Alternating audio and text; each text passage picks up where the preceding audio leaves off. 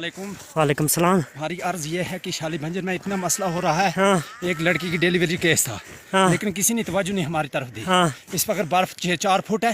लेकिन कोई नहीं हमारी तरफ देख रहा है। हाँ। हम गरीबों की तरफ ना मुलाजमों की ना डीसी साहब मसला। हाँ। यही हमारी अर्ज यही है। हाँ। हम गवर्नमेंट से हाथ जोड़ कर अर्ज करते हैं। हाँ। लेकिन हमारे मसले को कुछ करिए। हाँ। हमारी माएँ बहनें ऐसे मरती रहेंगी फिर। अस्सलाम वालेकुम नाज़रीन, आप देख रहे हैं JK24 न्यूज़ और मैं आपका मेज़बान मोहम्मद आसिफ आपके साथ। नाज़रीन, आप जानते हैं कि स्नोफॉल तो हो गया है, लेकिन लोगों को किस हद तक राहत पहुंची है इस बारे में हम जानेंगे अपने ही साथी खड़े मेहमान से। और साथ साथ हम आपको बता दें कि पूरी टाउन में जो है जो मेन लाइन्स हैं उनको साफ़ कर दिया गया है, लेकिन जो गली कोचे हैं अभी भी कहीं ना कहीं वहाँ पे बर्फ़ जमी है और कहीं कहीं साफ़ किया गया है, कहीं नहीं भी किया गया है। कितना प्रॉब्लम फेस करनी पड़ती है और कितनी परेशानियाँ टाउन में अभी भी फेस करनी पड़ रही हैं वो भी हम इनसे जानेंगे। लेकिन एक बात मैं आपको बता दूँ कि रूरल एरिया से हमारे पास बहुत मैसेज और कॉल्स आती हैं कि वहाँ पर अभी भी रोडें जो है साफ़ नहीं की गई है। हमने मेडिकल डिपार्टमेंट पर एक शिकायत लेके उनको कॉल की थी कि शादाब करेवा पशौरी मोहल्ला एक गांव है शादाब करेवा जो कि डिस्ट्रिक्ट हेडक्वार्टर से 10 किलोमीटर की दूरी पे है। और वहाँ पे जो है एक पेशेंट बुजुर्ग था जिसका ऑक्सीजन लेवल जो है अचानक कम हो गया और बीपी जो है वो हाई हो गया, तो उसको रेस्क्यू करने के लिए उन्होंने कॉल की, लेकिन मेडिकल डिपार्टमेंट और RNB ने उनकी कॉल रिसीव नहीं की। उनका कहना है वो भी हम बताएंगे।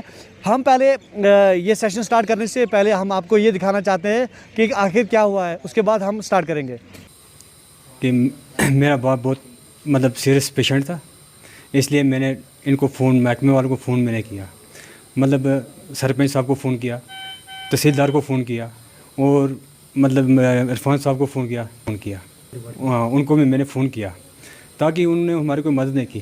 क्योंकि जब मेरे बाप को थोड़ा हद से ऑक्सीजन प्रॉब्लम ज़्यादा हो गई थी 50, इसलिए हमने फ़ोन किया, किसी ने हमें मदद नहीं की।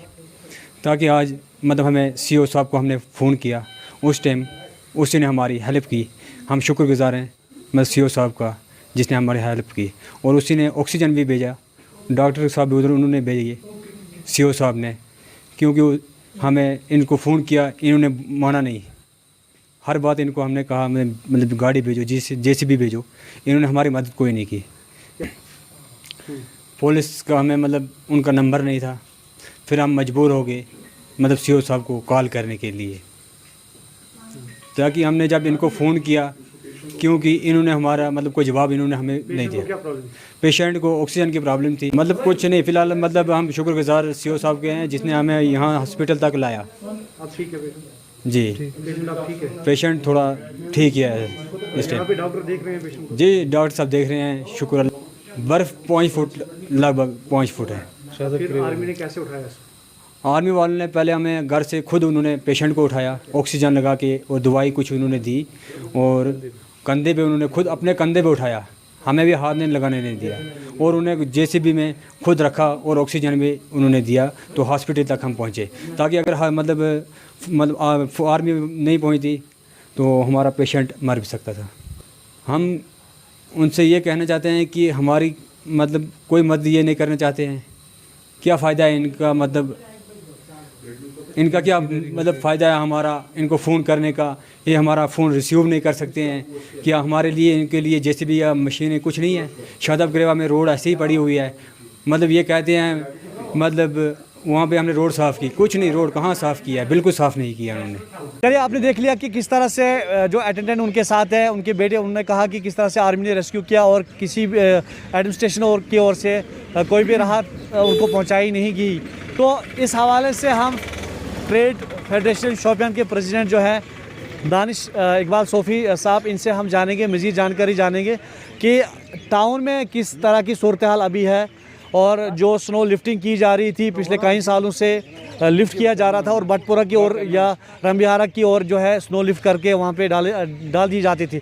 इस हवाले से भी इनसे पूछेंगे। सबसे पहले आपका खैर मकदम है हमारे लाइव निशान में। थैंक यू, शुक्रिया।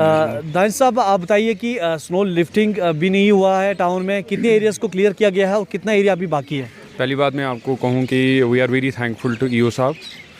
तो उन्होंने बहुत अच्छा काम किया हुआ है, लिफ्टिंग करा दी, ये उन्होंने स्लो क्लियरेंस करा दी यहाँ पे टाउन में। तो इंटरनल भी कनेक्ट हो जाएंगे एज़ सून एज़ पॉसिबल। तो उन्होंने हमें वादा किया हुआ कि आज रात तक वो काम करेंगे, देर रात तक, और ये क्लियर ही करा देंगे वो। बट हमारी एक रिक्वेस्ट है उनसे कि अगर ये लिफ्ट ही हो जाता तो वो बेहतर रहता, क्योंकि पहली बात ये कि दुकानदार जो हैं उनके सामने इन्होंने क्लैश करा दिया हुआ शटर्स के साथ, तो ये अच्छा नहीं रहता है, क्योंकि उनको एंट्री करानी पड़ती है कस्टमर्स की। जब खुद नहीं अंदर जा पाएंगे तो कस्टमर कैसे अंदर जाएंगे। और दूसरी बात रही स्ट्रीट वेंडर्स की बात, जब तक हमारे स्ट्रीट क्लियर नहीं हो जाएंगे ना, तब तक हमारे जो ये स्ट्रीट वेंडर्स हैं अपने वेंडर्स नहीं लगा पाएंगे, वो अपनी स्ट्रीट्स को ऑक्यूपाई नहीं करेंगे, अपनी जगहों पे नहीं आ पाएंगे। तो it's a request from my side EO साहब को कि स्ट्रीट वेंडर्स को भी बहाल करने के लिए जगह खोल दी कितना जाए। डिफरेंस लग रहा है लास्ट ईयर स्नोफॉल और इस ईयर का स्नोफॉल। लास्ट ईयर में तो हैवी स्नोफॉल हुआ था, इस साल उतना नहीं हुआ जितना लास्ट ईयर हुआ था। लास्ट ईयर में कितना मैकेनिकल डिपार्टमेंट और एडमिनिस्ट्रेशन ने किस तरह राहत पहुंचाई थी? मैं वहीं पे आना चाहता था कि mechanical department has been there, but उतना कोऑपरेट उन्होंने किया नहीं। जैसे आपने खुद बोला कि शादाब करेवा में सुबह सवेरे हमें प्रॉब्लम आ गई, फेस करनी पड़ी एक पेशेंट को, तो they have not been attending our calls. तो मैंने खुद भी उनको कॉल किया, बट अनफॉर्चुनेटली वो आ नहीं पा रहे थे। आपने भी शायद उनको कॉल किया, तो वो एक काम कर रहे हैं कि they are pointing fingers towards each other, like कि मैकेनिकल वाले बोल रहे हैं कि R&D का काम है, और R&B वाले कह रहे हैं कि मैकेनिकल वालों का काम है। मैकेनिकल वालों का ये काम है कि they are suppose to provide machinery assistance to R&B। और मेरी मतबाना अपील PHC वालों के साथ से ये भी है कि please try to restore water as well. तो ये एक रिक्वायरमेंट है हमारी। तो नो डाउट फ्रीजिंग होगी, बट इतना डिप भी नहीं हुआ है हमारे टेम्परेचर में कि ये रेस्टोर ना कर पाएँ। अभी हमने R&B की जो AEE है उनसे बात की, तो उन्होंने बोला मेरा जो है 193 किलोमीटर हमने क्लियर कर दी है। क्या आपको लगता है कि इसमें कितनी सच्चाई होगी? देखिए, बात ग्राउंड लेवल में आप ही बता सकते हैं, क्योंकि ग्राउंड लेवल पे तो सब पहुंच नहीं पा रहे हैं। जस्ट बीइंग वर्बली श्योर कि 193 I don't know, but to be very honest they have been visible, but उतना विजिबिलिटी मुझे नहीं लगा, क्योंकि जब भी हमें आर्मी से रेस्क्यू कराना पड़ा हिरपोरा का, which is hardly 13-15 kilometres away, तो 195 या 193 पर्टिकुलर जो आप बोल रहे हो कि उन्होंने बताया इतने किलोमीटर्स हमने क्लियर किए हैं, I don't think it's visible right now. Town की बात करते हैं कि पानी और बिजली के लिहाज से टाउन में क्या अभी भी पानी और बिजली दस्तियाब है टाउन में? हाँ, very thankful to PDD, their workers have been very available, और उन्होंने कल कुछ ही घंटों में ये काम करा दिया। शाम को सबके ऑलमोस्ट सबके पास इलेक्ट्रिसिटी अवेलेबल थी। इवन विलेजेस से बता रहे हैं लोग कि अवेलेबल थे, टाउन ही की बात नहीं है, मतलब विलेजेस में भी इलेक्ट्रिसिटी बहाल भी नहीं है। 2 फुट पड़ा हुआ है, तो मतलब रूफ से भी 2 फुट का एक्यूमुलेशन ऑफ अराउंड 4 तो हुआ है। बट द थिंग इज़ कि ये बेहतर रहता कि हम इसको लिफ्ट ही करा देते। मैंने पहले ही बता दिया कि इन कुछ लोगों का रोज़गार यहाँ की स्ट्रीट्स की विजिबिलिटी पे डिपेंड करता है, जैसे स्ट्रीट वेंडर्स हैं, और ज़्यादा रोड खुला भी नहीं है, वाइड भी नहीं है। एक गाड़ी मतलब एक at one point of time एक ही गाड़ी वहाँ से पास हो सकती है। और दूसरी बात ये आपने अच्छी कही, हॉस्पिटल की बात आपने कही, तो आई रिक्वेस्ट DC साहब को भी कि अगर हमारे पास एक ऐसी एम्बुलेंस आती जो 4x4 पावरफुल हो, ताकि नियरेस्ट विलेज या फार फ्लंग एरियाज़ में भी जा सके, और जो रेस्क्यू टीम के साथ उसमें असिस्टेंस उसे मिले। एक बात आपसे पूछना चाहेंगे कि डिज़ास्टर मैनेजमेंट में ये डिस्ट्रिक्ट जो है उस ज़ुमरे में लाया गया था, लेकिन रेस्क्यू टीम हमें कहीं दिखी नहीं। रेस्क्यू जो भी करते हैं डिफेंस की, हमें हिरपोरा से एक वीडियो आया था, तो वहाँ से हमें मैसेज आई, वहाँ पे भी पुलिस ने रेस्क्यू किया। विशनगरी जामनगरी से वहाँ से आर्मी ने रेस्क्यू किया। अभी सुबह से एक बुजुर्ग की जान बचाई, वो भी आर्मी कर रही है। सिविल एडमिनिस्ट्रेशन कहाँ पे है और रेस्क्यू टीम कहाँ पे है? देखो भाई, पहली बात अल्हम्दुलिल्लाह ये है कि अगर कोई पहुंचा अच्छी बात है, और कोई बचा वो भी बहुत अच्छी बात है। अब आर्मी आई या सिविल एडमिनिस्ट्रेशन आई, वो भी सही बात है कि आर्मी को ये काम, मतलब हम कह सकते हैं कि ऑन अनफॉर्चुनेट बेसिस जब भी कोई डिज़ास्टर आ जाता है, अनफॉर्चुनेट सर्कमस्टेंसेस आ जाती हैं, हमारी आर्मी ऑन टाइम पहुंच जाती है। बट ऐसा भी होना चाहिए कि सिविल एडमिनिस्ट्रेशन ने जब एक डिज़ास्टर मैनेजमेंट बनाया हुआ है, वहाँ पे लोग अवेलेबल हैं हमारे पास, हम मतलब तनख्वाहें देती है गवर्नमेंट उन लोगों को, दे शुड टेक मतलब serious against action against them कि वो ऑन टाइम वहाँ पे आते क्यों नहीं हैं। और ये मौदबाना गुजारिश DC साहब से भी है या गवर्नमेंट सिविल गवर्नमेंट से भी है कि रेस्क्यू टीम अगर हम लोगों ने बनाई हुई है तो उसका काम हमें लेना चाहिए। और these 2 days are concerned, I can say they are on paper only, otherwise they would have been there, they should have been actually there. तो मैं भी चाहता हूँ कि डिज़ास्टर मैनेजमेंट के जो लोग हैं तो वो आए सामने और काम करें। लास्ट ईयर हैवी स्नोफॉल हुआ, उसके बाद डिजास्टर मैनेजमेंट में ये ज़ुमरे में इस डिस्ट्रिक्ट को लाया गया ताकि अनइवन स्नोफॉल हो जाए तो हम पहले से ही तैयार रहे, हमारे जो रेस्क्यू टीम्स हैं वो तैयार रहे, ताकि कहीं पे भी कुछ भी अनहोनी हो जाती है तो हम उस जाए वारदात पे हम पहले पहुँचे और राहत पहुँचाए लोगों को। लेकिन कहीं इलाकों से हमें जो है ये वीडियो कॉल्स वीडियो आ रही हैं, हमारे पास पहुँच रही हैं और सोशल मीडिया पर भी वायरल हो रही हैं।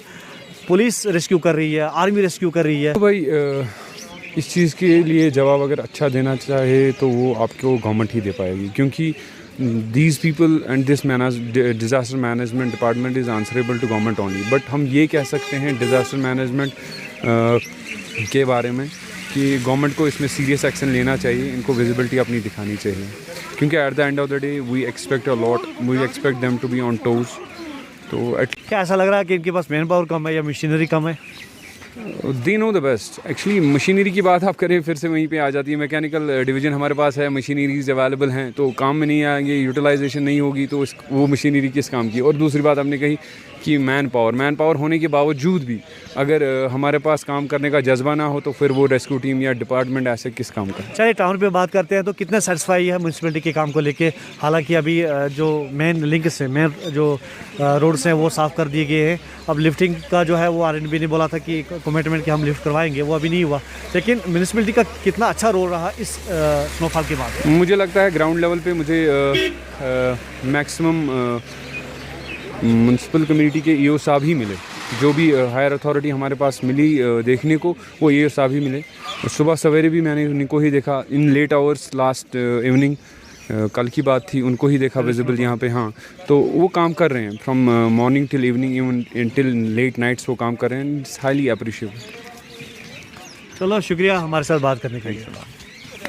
स्ट्रीट वेंडर से बात करते हैं कि इनकी कितनी मुश्किलात है, क्योंकि बर्फ़ जो है यहाँ पे आप चारों साइड देखते हैं दुकानों के आगे, जो हालांकि साफ़ कर दी गई है लेकिन साइड में फेंक दी गई है, जिसकी वजह से दुकानदारों को भी प्रॉब्लम का फेस करना पड़ता है और साथ साथ स्ट्रीट वेंडर्स को भी। एक स्ट्रीट वेंडर से बात करते हैं कि आज बर्फ़ लिफ्ट ना करने की वजह से इनको कितना नुकसान हो रहा है। आपका नाम क्या है? मोहम्मद आज़म सर। आप क्या काम करते हैं? जी, हम पकौड़ा का रेड़ा भी लगाते हैं, मछली का रेड़ा भी लगाते हैं। इसी बर्फ़ की वजह से जो है हमारे रेड़े भी नहीं निकल पा रहे और ना हम रोज़गार पे निकल पा रहे हैं, इसलिए थोड़ी परेशानी पड़ रही है। अगर ये बर्फ़ हट जाता तो हम रेड़े लगाते। आप कितने लोग हैं जो लोग तो कम से कम समझो कि लगाने वाले जो रेड़े हैं कम से कम 50 रेड़े वाले हैं जो रोज़गार पे निकलते हैं सुबह से शाम तक के लिए। जब उनका रोज़गार ही होगा जब तो वो खा सकते हैं, जब रोज़गार ही नहीं होगा तो कैसे खाएंगे वो। आते अपील हमारी यही है कि वो थोड़ा सा इसका जो बर्फ़ है ये थोड़ा सा हटवाएं तो हम भी रेड़े वेड़े निकालेंगे तो हम भी कुछ काम कर पाएंगे। बात करने के भाई सर कि किस तरह से जो है लोग मुख्तलिफ अपने ख्यालात का इज़हार कर रहे थे और स्ट्रीट वेंडर्स की बात करें उन्होंने क्या क्या कहा, ये हमने आपको दिखाया। हम मज़ीद जानकारी आपको देंगे अपने इसी चैनल के साथ। आप देखते रहिए JK24 न्यूज़। खुदा हाफ़िज़।